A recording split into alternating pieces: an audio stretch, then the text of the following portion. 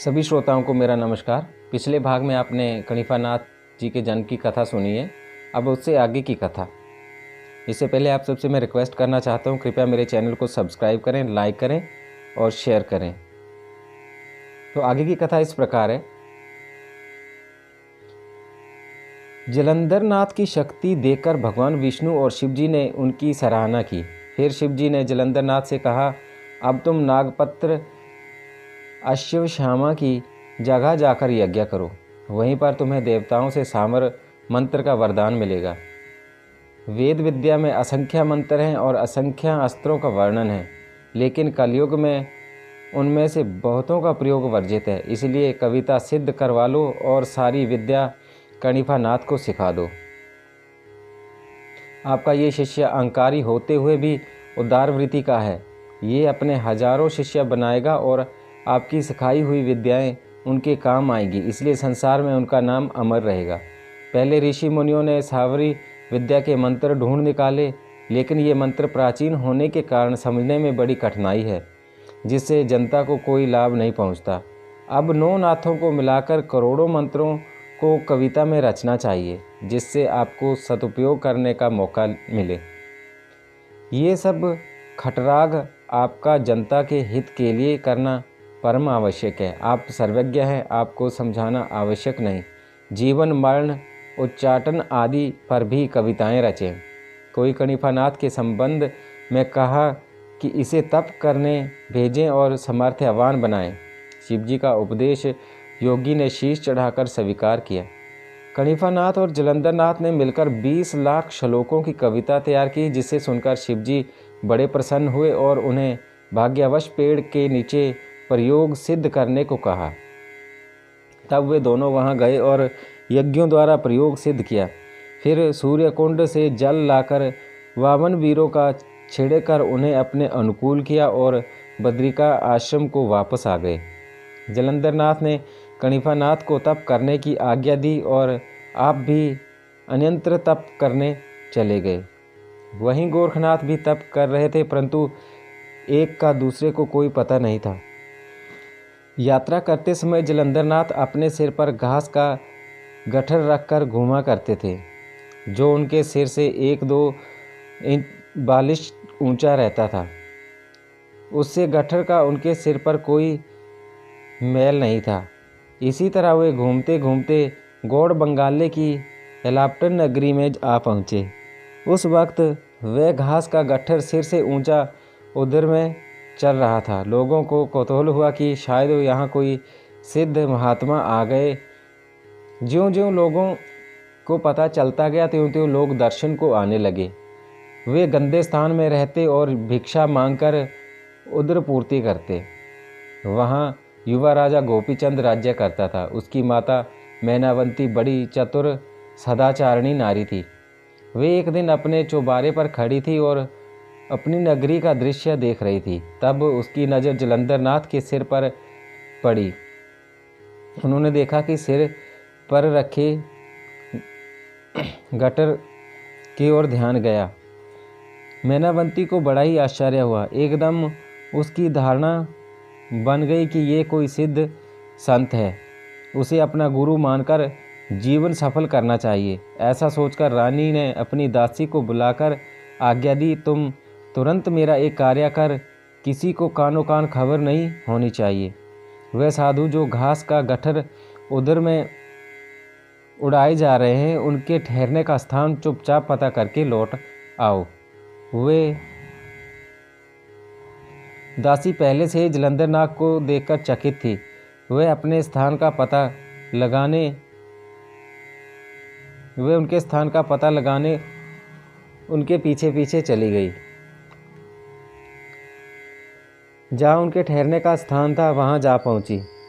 वापस आकर सब पता ठिकाना राजमाता मैनावंती को बता दिया। उसी दिन आधी रात के समय गोपीचंद की माता रानी मैनावंती अपनी दासी को साथ लेकर योगी जलंधर नाथ की कुटिया पर जा पहुँची। योगीराज उस समय आंखें मूंदे समाधि लगाए मग्न बैठे थे।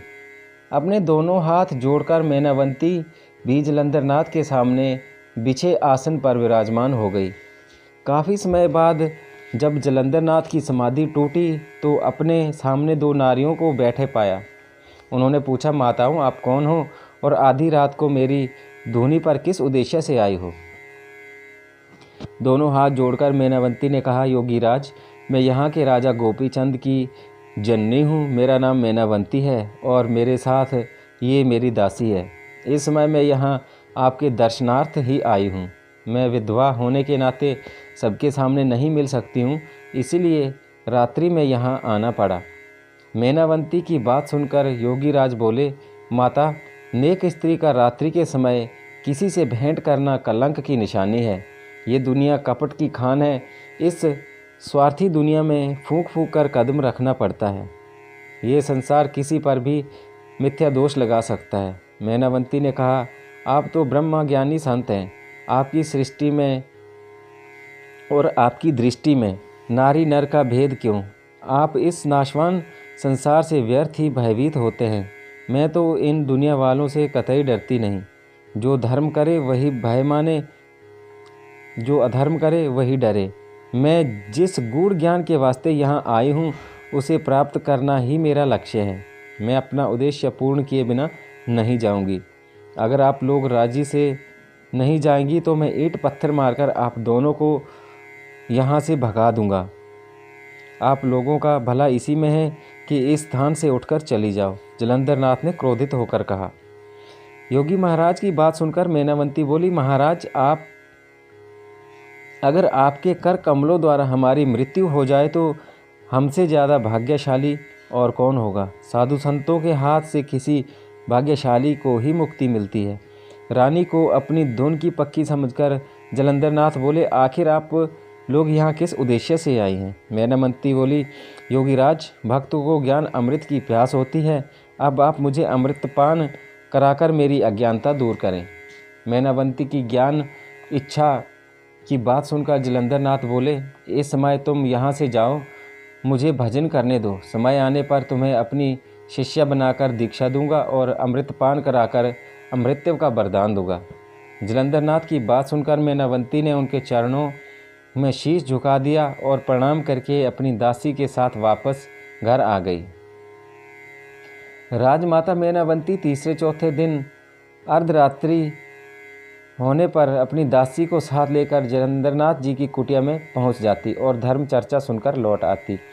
एक दिन जलंधरनाथ आंखें मूंदे तपस्या कर रहे थे। मैनावंती हाथ जोड़े आसन पर विराजमान थी। तभी एक भयंकर काला सांप तेज रफ्तार से रानी के पास आ पहुंचा और रानी के ऊपर चढ़ गया। तब दासी भयभीत होकर शोर मचाने लगी, परंतु रानी ने कोई घबराहट नहीं दिखाई और ना ही दासी के शोर का उस पर कोई असर हुआ। वह निडर होकर अपने आसन पर बैठी रही। सर्प देवता बिना काटे ही आलोप हो गए। इस प्रकार रानी की कई परीक्षाएं हुई, परंतु रानी सब में पास हो गई। जलंधर नाथ ने धर्म उपदेश दे मैनावंती को अपनी शिष्या बना लिया और स्वयं गुरुदेव बन गए। जलंधर नाथ की कृपा से रानी को सारा जगत ब्रह्ममय दिखने लगा। मैनावंती के अज्ञान का नाश हो गया। तब उन्होंने अपने गुरु जलंधर नाथ के चरणों में मस्तक नवा दिया। जलंधर नाथ ने विद्या मंत्रों का उच्चारण कर रानी मैनावंती को अमरता का वरदान दे दिया। मैनावंती प्रसन्नता से परिपूर्ण हो गई।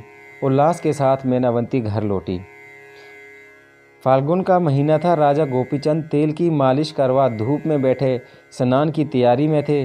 अन्य रानियों के साथ पटरानी लोमावंती भी दही, चंदन और केसर मिश्रित जल से स्नान उपयोगी सुगंधित सामग्री लिए राजा की आज्ञा के इंतजार में खड़ी थी।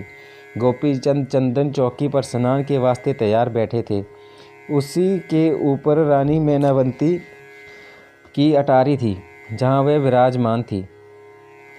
अपने बेटे को देख रही थी। जब रानी बांदियों के शोर की आवाज़ मैनावंती के कानों में पड़ी तो वह अपने बेटे का गठीला बदन देख और अपने पति राजा त्रिलोचन चंद को याद कर सिहर उठी, जो अपनी युवावस्था में राजा गोपीचंद के समान थे, परंतु काल की चपेट में आकर उनका सुंदर शरीर चंदन चिता की भेंट हो गया। उसी प्रकार मेरे बेटे की ये सुंदर काया भी अग्नि की भेंट हो जाएगी। मन में ऐसा विचार आते ही आँख से टप टप आंसू गिरने लगे और वह बरसात की मणिक गर्म गर्म बूंदें देख राजा की निगाह एकदम ऊपर और उठ गई। तब अपनी माता को रोते हुए देख राजा बहुत अधीर हुआ और उन्होंने अपनी माता के पास जाकर आंसुओं का कारण पूछा। जैसे ही राजा गोपीचंद अपनी माता के पास पहुंचा, उसके पीछे पीछे उनकी पटरानी लोमावंती भी आ पहुंची। गोपीचंद ने अपने दोनों हाथ जोड़कर माँ से पूछा, हे मातेश्वरी, आप किस दुख से दुखी होकर रोई हैं? क्या कोई आपको अपशब्द कह रहा है? क्या आपका अपमान किया है? अपने बेटे से साफ साफ कहें। गोपीचंद की बात सुनकर मैनावंती बोली, बेटा, मुझे किसी ने कुछ नहीं कहा है। आज तुम्हारे पिता का ख्याल आ गया, इसलिए मेरी आंखों से आंसू निकल पड़े। उनका शरीर तुम्हारे समान ही सुंदर और स्वस्थ था, परंतु काल बलि ने उन्हें राख की ढेरी बना दिया। इसी तरह मेरे बेटे के शरीर का भी नाश होगा। गोपीचंद, तुम इस क्षणभंगुर सुख का त्याग करके अपने हित अहित पर ध्यान दो। मैं चाहती हूँ तुम्हारी मृत्यु ही ना हो और तुम अमर हो जाओ। मैनावंती की बात सुनकर गोपीचंद बोले, हे माता, तुम्हारा रोना वृथा है। जो मृत्यु लोक में जन्मा है उसकी मृत्यु अवश्य होगी। अपने बेटे की बात सुनकर मैनावंती बोली, बेटा, इस संसार में कुछ भी असंभव नहीं है। अमृत प्रदान करने वाले योगी जलंधरनाथ हमारी नगरी में पधारे हैं, परंतु तुम भक्ति भाव से उनकी शरण में जाओ और उन्हें अपना गुरु मान स्वयं शिष्य बन आओ तथा अमृत प्राप्त करो। अपनी माता की बात सुन गोपीचंद बोले, उनके उपदेश सुनकर मेरी सुख संपत्ति, राज्य, वैभव, बाल बच्चे सभी मुझसे जुदा हो जाएंगे। ये सब कुछ मैं इतनी शीघ्रता से नहीं कर पाऊंगा। अभी मुझे राज्य सुख भोगने दो। 12 वर्ष बाद मैं गुरु शरण में जाऊंगा और ध्रुव भक्त के समान सारे संसार में यश फैलाऊंगा। इस पर मैनावंती बोली, अरे बेटा, तुम 12 वर्ष की बात करते हो, एक पल का भी भरोसा नहीं। माता ने जो जो उपदेश अपने बेटे को दिए उन्हें पटरानी लोमावंती बड़े ध्यान से सुन रही थी। उसके हृदय में बड़ा दुख हो रहा था कि मेरी सास अपने बेटे की माँ नहीं, हम सब की दुश्मन है। उसका कुछ न कुछ उपाय मुझे करना ही पड़ेगा। गोपीचंद ने अपनी माँ को उत्तर दिया, हे माँ, मैं आपकी आज्ञा से विमुख नहीं हूँ, परंतु जलंधरनाथ योगी का प्रताप कैसा है, उनकी तसल्ली हो जाने पर ही मैं गुरु शरण जाऊँगा। अब आप चिंता मत करें। इस तरह माता को समझाकर वह स्नान करने चला गया। उधर सास के उपदेश से पटरानी लोमावंती की बेचैनी बराबर बढ़ रही थी। उसने अपनी सभी सौतों को इकट्ठा कर अपनी सास की करतूत भली भांति समझाई और बोली, अगर बालम ने संत से दीक्षा ले ली तो हम सबके साथ हमारी कन्याओं का भाग्य भी फूट जाएगा। इसलिए कोई ऐसा उपाय करना चाहिए कि हमारे स्वामी योगी ना बने। इधर पटरानी विचार मगन थी, उधर राजा स्नान ध्यान से निपटे। उनके मुख पर उल्लास नहीं था। वह उसी सोच विचार में थे कि राजा रहना ठीक है या दीक्षा लेकर योगी बनना। उनकी मुख मुद्रा देख सभी रानियां समझ गई कि जरूर दाल में कुछ काला है, इसलिए स्वामी इतने अधीर हैं। कुछ समय बाद राजा दरबार को चले गए। तभी सब रानियां लोमावंती को घेरकर खड़ी हो गई और बोली, जल्दी कुछ उपाय करो वरना सभी का जीवन नष्ट हो जाएगा। लोमावंती बोली, घबराओ नहीं, बिना त्रिया चरित्र रचे ये संकट दूर नहीं होगा। अगले दिन जब राजा गोपीचंद सोकर उठे और पटरानी लोमावंती ने अतेपुर में पधारे तो पटरानी राजा को देखकर रोने लगी। राजा ने अपनी पटरानी के नकली आंसुओं को असली समझा और पूछने लगे, महारानी, तुम्हारे रोने का कारण समझ में नहीं आया। अपने प्रीतम की बात सुनकर लोमावंती ने उत्तर दिया, मैं भाग्य को रो रही हूँ। गोपीचंद बोले, मैं अब भी कुछ नहीं समझ पाया। महारानी त्रिया चरित्र दिखाती हुई बोली, जान बख्शी जाए तो सत्य बताने का साहस करूं। राजा ने कहा, सत्य बात में जान बख्शी की क्या ज़रूरत है, और वे भी पटरानी के लिए जिनका चंद्रमुख देखकर मैं जीता हूँ। जो कहना हो निसंकोच कहो। पटरानी बोली, बात कुछ ऐसी है जिसे सुनकर आपको अति क्रोध आ सकता है। मुझे ये नहीं पता कि मेरी बात पर आपको विश्वास आएगा भी या नहीं। राजा बोले, सत्य बात सुनकर भी मैं क्रोध करूँगा, ये तुमने कैसे मान लिया? जो कहना है निश्चित होकर कहो, इस प्रकार बंदिश बांधना ठीक नहीं। लोमावंती बोली, मेरे देवता स्वरूप प्राणनाथ, मैं काफ़ी दिनों से जासूसी कर रही थी और अब इस निश्चय पर पहुंची हूं कि ये जो योगी हमारी नगरी में आया है उसका और राजमाता का नाजायज़ संबंध है। राजमाता हम सबके सो जाने के पश्चात अर्धरात्रि के समय नित्य जलंधर नाथ की कुटिया पर पहुंच जाती है। इन दोनों ने मिलकर षड्यंत्र रचा है कि राजा को दीक्षा के बहाने राजपाट छुड़वाकर दूर भगा दें और हम दोनों मिलकर राज्य सुख का आनंद लूटें। मेरे रोने का यही कारण था। मेरी बात सच है या झूठ, आप जैसे चाहो इसकी जांच करवा सकते हैं। अपनी पटरानी की बात सुनकर राजा को पूर्ण विश्वास हो गया कि राजमाता योगी के जाल में फंस गई है। राजा ने सोचा कि अब मैं इस धूर्त योगी को गड्ढे में दबवा दूंगा। पटरानी की बात से सार है, तभी तो राजमाता मुझे दीक्षा दिलाने के लिए इतनी बेचैन है। अमरत्व को सिर्फ बहाना मात्र है। ऐसा कहकर राजा गोपीचंद ने कहा, महारानी तुम चिंता मत करो, मैं आज ही उस धूर्त योगी को जमीन में दबवा दूंगा। ऐसा कह और नित्य कर्मों से फारिग होकर राजा दरबार में जा पहुंचा। वह अपनी पटरानी के त्रिया जाल में फंस गया था और अपनी सुध बुध खो बैठा था। गोपीचंद गुस्से में भरे राज दरबार में बैठे थे। उन्होंने अपनी मंत्री को बुलवाकर एकांत में सलाह की। हमारे नगर में जो जलंधरनाथ योगी आया हुआ है वह महाधूर्त है। मैंने उसे उसकी धूर्तता का दंड देने का निश्चय किया है। तुम गुप्त रूप से एक गहरा गड्ढा खुदवा कर और उस धूर्त को उसमें पटक कर ऊपर से घोड़ों की लीद भरवा कर गड्ढे में दबवा दो। ये सब कार्य गुप्त रूप से ही होना चाहिए, वरना नगर में बवेला मच जाएगा। राजा गोपीचंद की आज्ञा के अनुसार मंत्री ने कर्मचारियों को साथ लेकर योगी की कुटिया के नज़दीक कुएं की तरह एक गड्ढा खुदवाया। जलंधरनाथ उस समय समाधि लगाए उपासना कर रहे थे। मंत्री ने उन्हें उसी अवस्था में उठाकर गड्ढे में रखवा दिया और कूड़े कचरे तथा घोड़ों की लीद से गड्ढे को भर दिया। योगी को अपने सिर पर उधर वाले गट्ठर होने के कारण कुछ भी पता नहीं चला।